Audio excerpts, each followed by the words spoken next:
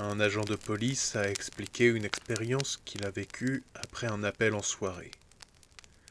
On était le 15 juillet 2017 et à 23h14, un homme appelait pour signaler les hurlements d'une femme dans l'appartement du dessus. La chance avait voulu que la patrouille ne soit qu'à quelques rues de là.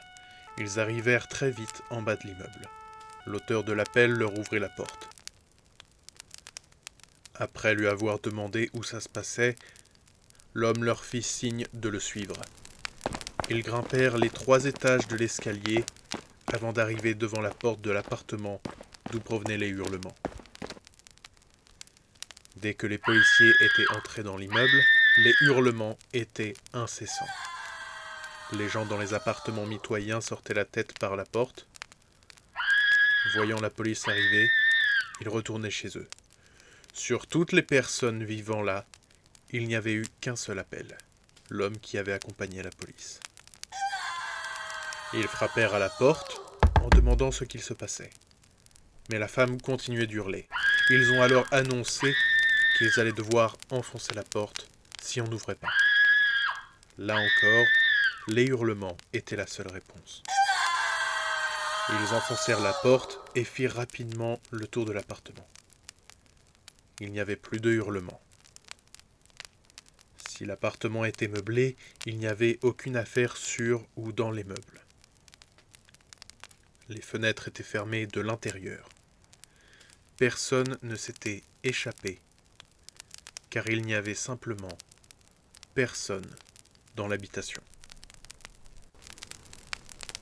Personne ne comprenait ce qu'ils avaient pu entendre.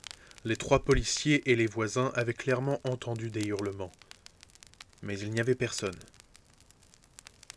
Le lendemain, l'agent de police qui a expliqué cette histoire a contacté le propriétaire de l'immeuble, qui a assuré que cela faisait des mois que cet appartement était vide.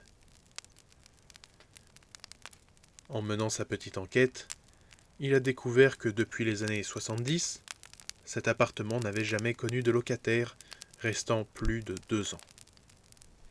Il a contacté certains anciens locataires qui ont avoué avoir vécu plusieurs choses étranges dans cet appartement et qu'ils ne s'y sentaient vraiment pas bien. En approfondissant les recherches, il découvrit qu'au milieu des années 70, il y avait eu un triple homicide dans cet appartement. Un homme avait tué sa femme, sa belle-sœur et son fils. L'homme avait été arrêté quelques jours plus tard, dans ce même appartement.